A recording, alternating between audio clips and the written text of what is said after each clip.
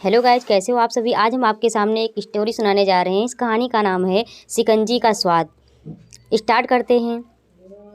एक professor class ले रहे थे। क्लास के सभी छात्र बड़ी ही रुचि से उनके लेक्चर को सुन रहे थे। उनके पूछे गए सवालों का जवाब दे रहे थे। लेकिन उन छात्रों के बीच कक्षा में एक छात्र ऐसा भी था जो चुपचाप और गुमसुम बैठा हुआ था। प्रोफेसर ने पहले दिन उस छात्र को नोटिस कर लिया, लेकिन कुछ नहीं बोले।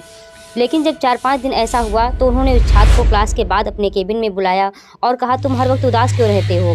क्लास में अकेले चुपचाप बैठे रहते हो, लेक्चर पर भी ध्यान नहीं देते, क्या बात है? कुछ परेशानी है क्या? छात्र हिचकिचाया और बोला, सर वो मेरे कुछ अतीत में ऐसा हुआ है जिसकी वजह से मैं परेशान रहता हूँ, समझ नहीं आता क्या करूँ। प्रोफेसर भले पेकी थे। उन्होंने उस छात्र को शाम को घर पर बुलाया। शाम को जब छात्र प्रोफेसर के घर पहुंचा तो प्रोफेसर ने उसे अंदर बुलाकर बैठाया। फिर स्वयं किचन में चले गए और शिकंजी बनाने लगे। उन्होंने जानबूझकर शिकंजी में नमक ज़्यादा डाल दिया। फिर किचन से बाहर आकर शिकंजी का गिलास छात्र को देकर कहा, ये लो शिकंजी पियो।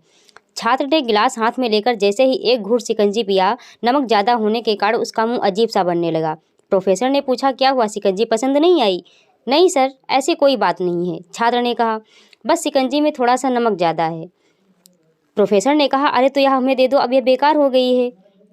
जैसे ही प्रोफेसर ने ग्लास हाथ आगे बढ़ाया, लेकिन छात्र ने मना करते हुए कहा, नहीं सर, बस नमक ही तो ज़्यादा है, थोड़ी चीनी और मिलाएंगे तो स्वाद ठीक हो जाएगा। यह बात सुनकर प्रोफेसर गंभीर हो गए और बोले, सही कहा तुमने।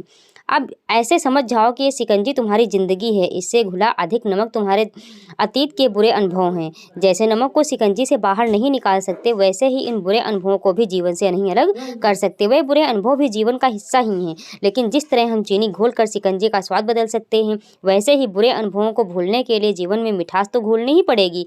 इसलिए मैं चाहता हूँ कि तुम अपने अतीत को भुलाकर अपने जीवन में मिठास घोलो। प्रोफेसर की इस बात को छात्र समझ गया और उसने निश्चय किया कि अब वह बीती बातों से परेशान नहीं होगा। इस कहानी से हमें यही सीख मिलती है कि अक्सर जीवन में हमें बुरे अनुभवों से परेशान नहीं होना चाहिए, बल्कि उनसे सीख लेनी चाहिए और अपने अतीत को भुलाकर आगे बढ़ना चाहिए। धन्यवाद।